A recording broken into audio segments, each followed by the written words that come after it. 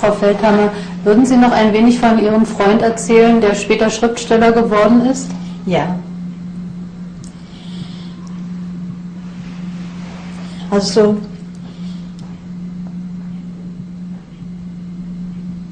er hat gelebt, auch in Wien. Er war eine kurze Zeit in Wien. Aber das war schon nach dem Kriege. Nein, noch vor dem Kriege. Vor dem Kriege war er in Wien, dann ist er zurückgekommen. Und als der Krieg begonnen hat, war er in Russland. Ja. Und Gedichte hat er geschrieben die ganze Zeit. Aber für jüdische Gedichte hat er nicht die Möglichkeit, das wo zu verfassen, zu drucken. Er hat geschrieben. Und als im Jahre in der Zeit von den Verfolgungen, welche waren in Russland, wenn man die Prozesse haben begonnen, die Ärzteprozesse.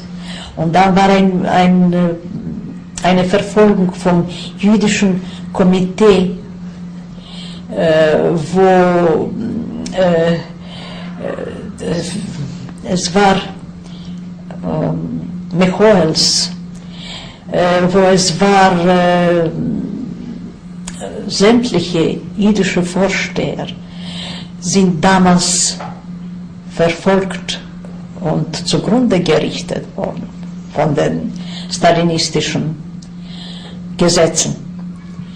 Damals ist auch gekommen eine Zeit für die Schriftsteller. Die wurden alle verurteilt. Und 135 Schriftsteller, jüdische berühmte Schriftsteller, waren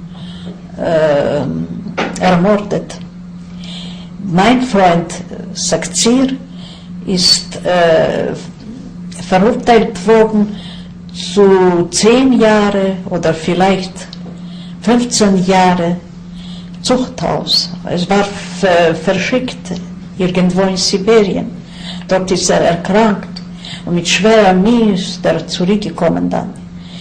Und er hat noch immer gar nichts verfasst, aber man hat bei ihm gefunden, die Schriften, und er war verurteilt als jüdischer Schriftsteller.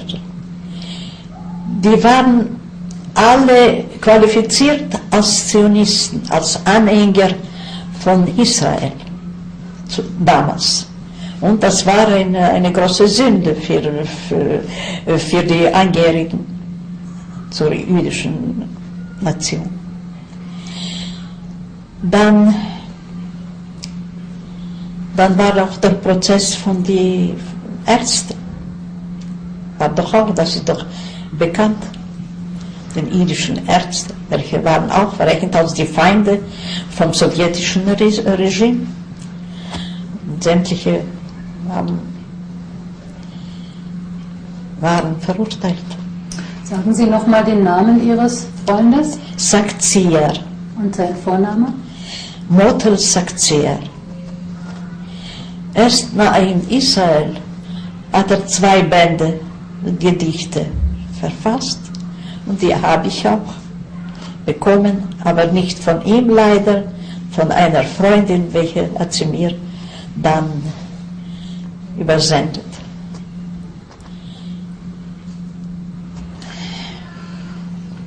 Jetzt gehen wir wieder zurück zu Ihrer Jugend. Sie erzählten zuletzt von Ihrem Lehrer. Können Sie auch seinen Namen nochmal nennen? Berkowitsch Josif. Er war bekannt unter dem Namen Josif. Aber sein Familienname ist Berkowitsch.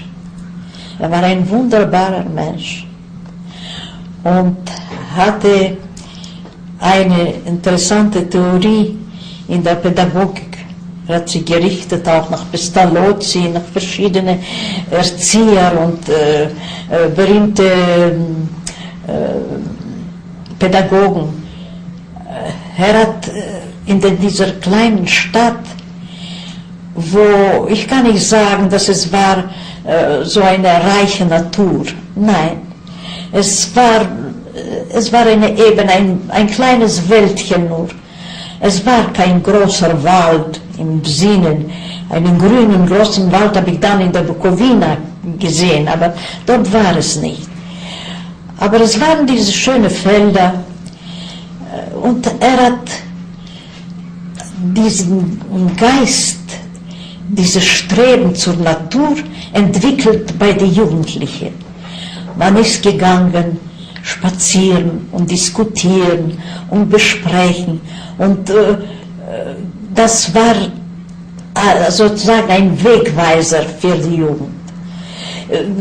Man hat in der Schule zum Beispiel, hat man darüber nicht gesprochen. Es war das trockene Material, welches man hat müssen lernen von da bis da, von Kapitel zu Kapitel, das alles sich aneignen, aber über freie Themen, über Literatur, über Kunst, über Kultur, darüber, das war ein ganz enges Programm, ein beschränktes Programm sozusagen bei allen Lehrern. Und jeder hatte sein Material, seine Programme, aber es war nichts verbunden mit Natur.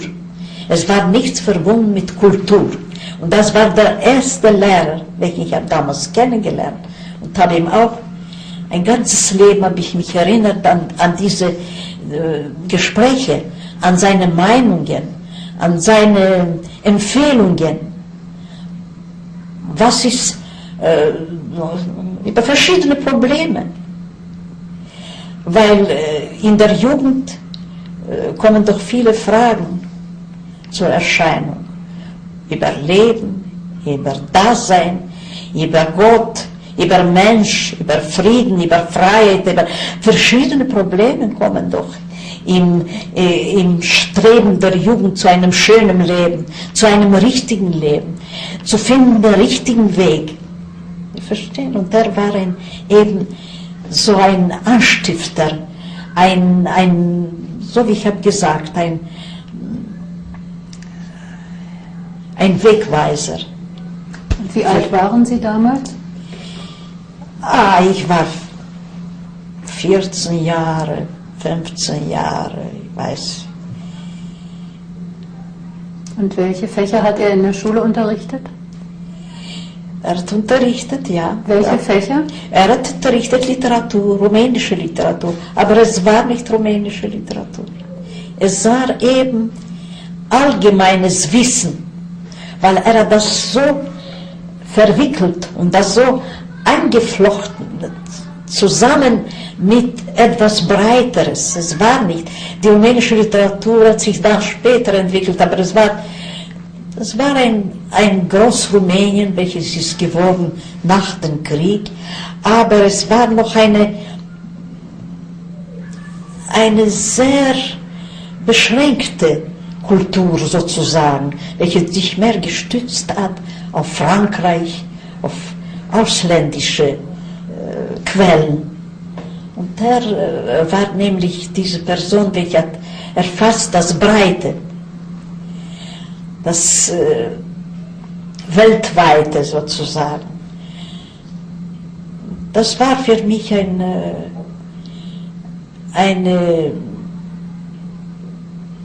Entdeckung sozusagen, kennenzulernen, so einen Menschen. Er war interessant in alle Beziehungen, in jeder Beziehung. Zum ersten Mal hat er gesprochen über Musik. Das hat nichts zu tun gehabt mit seinem Thema. Und hat zusammengebracht zu einer Musiklehrerin, welche war eine Freundin von ihm. Und ich erinnere mich diesen Abend, wo wir haben die Sonate von Beethoven zum ersten Mal gehört. Wir hatten keinen Begriff davon. Ja, Mondsonate. Und dann, ich weiß, über Heine, über Goethe, über Schüler. Das hat nichts zu tun gehabt mit seinem Programm, aber das hat er uns vorgetragen. Und es hat sich alles eingeprägt von diesen Jahren. Und die Tendenz, zu etwas Besserem, zu etwas mehr zu erfassen, war eben, die Anstiftung war von ihm, von diesen Lehrern. Wenn ich mich erinnere an der Kindheit, erinnere ich mich nur an ihn. Weil er war eine sehr reich und breit entwickelte Persönlichkeit. Er hat dann zurückgelassen diesen Beruf und hat Medizin studiert. Da war er noch Student, hat unterrichtet und dann ist er gekommen. Medizin studiert, hat gelebt in Chisinau. Und was ist aus ihm geworden während des Krieges? Während des Krieges war er auch irgendwo weit, hat seinen Sohn verloren, hat die Frau verloren. Das weiß ich, habe ihn nicht mehr gesehen. Ich habe ihn nicht mehr getroffen. Ja. Und nach dieser Schule sind Sie dann nach Frankreich gegangen? Dann bin ich nach Frankreich gegangen. Frankreich habe ich meinen Beruf, Bakteriologie, Mikrobiologie. Das war in einem Filial, in einem Institut in Dijon, wo ich habe mir meinen Beruf ausgebildet, Laborarbeiterin für medizinische Analysen. Das war ein Institut für Prophylaktik und Hygiene. Dann war ich auch in Paris eine kurze Zeit. Meistens im Winter war ich in Dijon, am Sommer war ich in Paris. Und das ist eine schöne Zeit, das war interessant, aber leider hatte ich nicht die materielle Möglichkeit, mir alles anzuschauen und überall zu erlernen, was es war zu jener Zeit. Ich musste auch arbeiten, ich bin gegangen arbeiten, um mir diese Möglichkeit fortzusetzen, mein Studium zu kennen. Es war schwierig. Ich habe in einer Fabrik gearbeitet, so bis ich habe das zu Schluss gebracht. In welchem Jahr war das? Es war so in dieser Zeit 28 bis 32, vom 28er Jahr bis zum Jahre 32, dann bin ich zurück nach Hause. Und wie sind Sie auf die Idee gekommen, nach Frankreich zu gehen? Das ist ja weit weg. Es ist weit weg, aber ich sage doch Ihnen, ich hatte Verwandte dort. Ich hatte die Söhne von meinem Cousin, waren 3 Söhne, welche in Straßburg studiert. Und das war die Verbindung. Deswegen bin ich hingefahren. Das war eigentlich die Meinung meiner Eltern. Die haben sich gerichtet nach dieser Verwandtschaft, welche haben dorthin geschickt, die Söhne, und dann mich auch hingeschickt. So war es. Und dann sind Sie zurückgegangen nach Leovo? Dann bin ich zurückgegangen nach Bukarest. In Leovo hatte ich nie was zu machen mit meinem Beruf. Es war ein ganz kleines Krankenhaus mit 10, 15 Betten. Dort hat man keine Analysen gemacht. Ich hatte nie was zu machen, hatte auch kein Interesse, in dieser Kleinstadt zu bleiben. Ich hatte schon das Gefühl für die Großstadt. Ich wollte in einer Großstadt leben. Und dann habe ich gefunden Arbeit in Bukarest, in einem Krankenhaus. Und habe dort gearbeitet in Bukarest von Jahre, also 32 bis 40, das heißt 8 Jahre. 8 Jahre bis zum Jahre 40 habe ich dort gearbeitet, in einem Krankenhaus, Iubirea de oameni hat das geheißen. Das war in Übersetzung Liebe zu Menschen. Liebe zu Menschen. Das war sozusagen ein Wohlfahrtstätigkeit, Gesellschaft, welche auf mit amerikanischer Stütze aufgebaut ein polyklinisches Krankenhaus für arme Menschen. Der Leiter von diesem Krankenhaus war ein sehr berühmter Arzt, Doktor Gelehrter. Er ist nach Amerika speziell hingefahren und hat dort eine Bewerbung gemacht, hat Mittel verschiedene verschafft und hat das gebaut. Es war ein modernes, interessantes Krankenhaus. In jener Zeit, im 1832, war es schon fast fertig, das Spital, das Krankenhaus. Also es war eine Polyklinik für Kranke, welche sind gekommen zum Arzt in der Praxis, und anstoßend war ein kolossaler, eine große Diele, ein Korridor, welcher hat geführt im Krankenhaus. Also diese Kranken, welche waren notbedürftig für eine Behandlung, für eine Krankenhausbehandlung, sind sofort übertransportiert worden in den Krankenhaus. War es ein jüdisches Krankenhaus? Es war ein jüdisches Krankenhaus, ja. Es waren in Bukarest 2 jüdische Krankenhäuser. Ein frauenärztliches Krankenhaus, Maternitate hat das geheißen, und das war das zweite. 2, aber behandelt hat man dort ohne Unterschied auch Rumänen jedweder Nationalität. Es war nicht ausgesprochen jüdisch. Es waren verschiedene. Und die Professur, welche hat dort konsultiert, jede Woche sind gekommen die Professoren von der Universität, vom Institut für Medizinischen, waren auch keine Juden, waren auch Rumänen, welche haben dort behandelt und konsultiert die Kranken. Vielleicht erzählen Sie jetzt, wie Sie Ihren Mann kennengelernt haben. Also dort habe ich kennengelernt meinen Mann. Er hat gearbeitet auch dort, in diesem Krankenhaus, als Therapeut.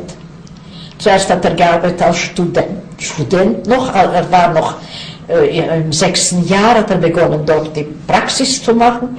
Und dann hat er gearbeitet weiter in diesem Krankenhaus. Und dort haben wir uns kennengelernt. Und so waren wir zusammen dann. Mehr in Leid wie in Freude, weil es hat begonnen für uns eine sehr bittere, schwere Zeit im Jahre 40. Bis zum Jahre 40 war auch diese geprägte Unsicherheit. Die politische Lage war schon damals sehr, sehr angestrengt. Wir wussten schon von der Entwicklung von Faschismus. Die Rumänen waren auch sehr, sehr, obwohl sie freundlich waren, zu Frankreich gesinnt und zur Entente sozusagen, waren sehr viele antisemitische Ausschreitungen. Und mein Mann hat mit großen Schwierigkeiten sein Diplom gemacht und dort beendet, weil es waren fürchterliche Schlägereien von den Studenten. Die rumänischen Studenten haben vertrieben sozusagen, buchstäblich, die Juden von der Universität, vom Institut. Die haben keine Zulassung. Sie haben geprügelt mit die Stecke, mit was immer, brutalisiert. Es war sehr schwierig, sehr schwer zu studieren damals. Er war der Einzige, welcher ist zurückgeblieben und hat sich gefesselt und gerissen, also dort zu bleiben, nicht wegzugehen. Weil wir haben gezwungen, Sie verstehen, mit diesen Verfolgungen haben sie gezwungen, die Studenten haben müssen verlassen das Institut, es war unmöglich, weiterzukommen. Und schließlich hat er das zu Ende gebracht, im Jahre 1935. Und dann haben wir versucht, wir wollten auswandern. Und es war schon der Krieg sozusagen, Vorkriegszeiten, das Jahr 1938, diese alle Ausschreitungen, die Entwicklung vom Faschismus, das haben wir schon gespürt, auch dort. Aber zurzeit hat man uns in keinem Konsulat eine positive Antwort auf unseren Bitte nicht gegeben. Man hat uns nicht empfangen. Und keine Möglichkeit war für die Auswanderung. Wo waren wir nicht? Wir wollten nach Kanada, wir wollten nach Amerika, wir wollten auswandern nach Brasilien, nach Südamerika. Wir waren in diese alle Konsulate, sind wir immer gegangen, eine ganze Gruppe, Studenten und Ärzte, und es war nicht möglich. Können Sie noch einmal schildern, Sie sagten, Ausschreitung begann in den 30er Jahren auch in Bukarest, konkret, was Sie gesehen haben? Eine Episode, etwas, was Ihnen im Gedächtnis geblieben ist? Ich persönlich war insofern damit sozusagen verbunden, weil das waren die Leiden von meinem Mann. Ich war doch schon nicht mit dieser Studentengruppe, zurzeit war ich schon in der Arbeit in einem Spital, ich habe schon meinen Beruf ausgeübt und dort wurde ich akzeptiert sozusagen. Aber diese Ausschreitungen waren an der Universität. Das waren an der Universität, wo die haben sich hingestellt, zum Beispiel so, wenn die Studenten sind gegangen zu den Kurse, haben sich hingestellt von beiden Seiten der Straße mit die Stöcke und haben gehauen, geprügelt. Also wer hat ausgehalten, der ist weitergegangen, wurde verprügelt und ist weitergegangen. Bis er ist gekommen, im Raum, wo der Professor war, dort hat man schon müssen lassen. Die haben das nicht sozusagen angestiftet. Die waren neutral, die Professur war neutral. Sagen, dass sie waren freundlich, kann ich nicht sagen, aber die hatten wenigstens die Neutralität. Und dann hatte mein Mann eine Unterstützung von einem deutschen Professor, Professor Reiner, war ein Professor Reiner, welcher meinte, wahrscheinlich, dass Jakob Feldhammer ist ein Deutscher. Warum er das so gemeint, weiß ich nicht. So hat er gemeint, dass er ein Deutscher ist und hat ihn sehr protegiert. Er hat ihm sozusagen mit vielen, vielen Sachen geholfen. Das weiß ich, ich weiß.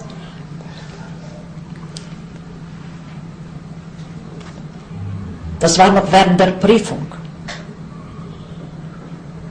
Ich weiß, hat er mir erzählt, dass der Reiner hat sich befreundet mit ihm, dieser Professor Reiner. Und er hat ihm immer Deutsch angesprochen, nicht Rumänisch. Er hat mit ihm, weil mein Mann hat das deutsche Gymnasium noch beendet. Er war ein Bukowiner.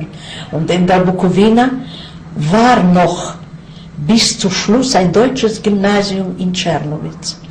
Und im Jahre 1820 weiter haben noch diese Schüler, welche begonnen haben, vorgesetzt im deutschen Gymnasium das Studium. So dass er hatte diese deutsche Ausbildung. Und vielleicht deswegen war es ihm etwas leichter auch auf der medizinischen Fakultät später. Und hat man auch im Alltag etwas gespürt, zum Beispiel so etwas wie Boykott jüdischer Geschäfte oder etwas Ähnliches, wie es in Deutschland zu der Zeit war? Gab es so etwas auch? Nein, war es nicht. Damals war es nicht, das war doch noch vor dem Jahre 40. Nein, damals war es noch nicht. Also dieser Antisemitismus ging hauptsächlich von den Studenten aus und ja, das war in die Zeitungen, das war in der Presse, es war eine Anstiftung, aber es waren keine Taten. Das hat sich mehr abgespielt in die intellektuellen Kreise. Und keine Zulassung für Juden in die intellektuellen Kreise. Aber sonst nicht, sonst war es noch nicht damals. Späterhin, ja. Und aus diesem Grund wollten Sie auswandern und das ist Ihnen nicht gelungen? Nein, das ist nicht gelungen, die Auswanderung ist nicht gelungen. Sogar, Sie wissen, wohin wir wollten. Einmal waren wir für den Ecuador. Nach Ecuador wollten wir. Wir wussten nicht, wohin. Wir spürten, das ist etwas, es kommt etwas Schreckliches, das ist stürmisch. Wir müssen etwas unternehmen. Wir müssen wo weg. Man muss verlassen Europa. Alle haben gesagt das. Europa, das ist ein Scheiterhaufen. Das wird etwas Schreckliches sein. Es war die Vorahnung. Wir wussten das. Wir haben das gespürt.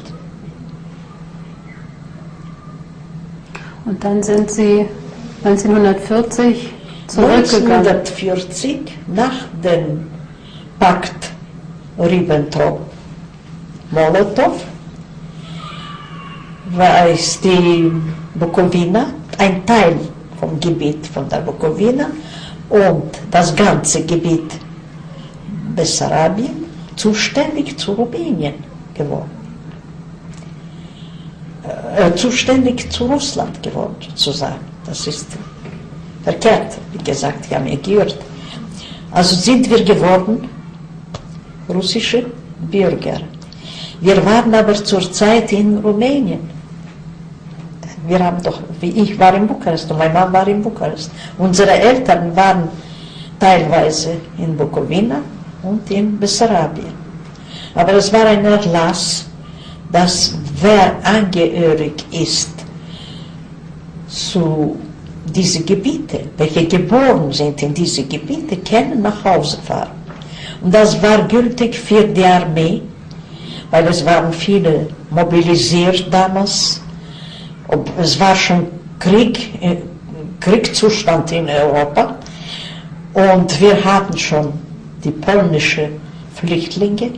Wir haben schon gesehen die Folgen von der Besatzung Polens. Wir hatten sehr viele beherbergt.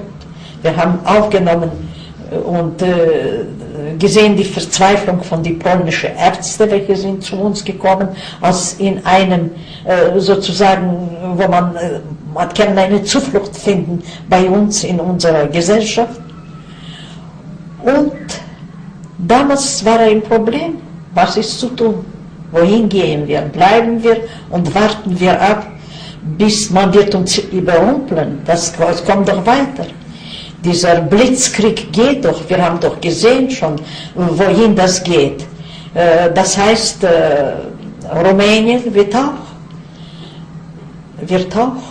kommen unter Hitlers Regime. Was soll man machen? Unsere Freunde, welche waren nicht gebürtige Bessarabier oder Bukowiner, haben uns geraten, ihr seid doch glücklich, ihr habt die einzige Möglichkeit, ihr könnt doch nach Hause fahren zu euren Angehörigen, zu euren Eltern. Ihr habt doch den Erlass gelesen. Weil ihr zweifelt, man muss nicht zweifeln, man muss hinfahren.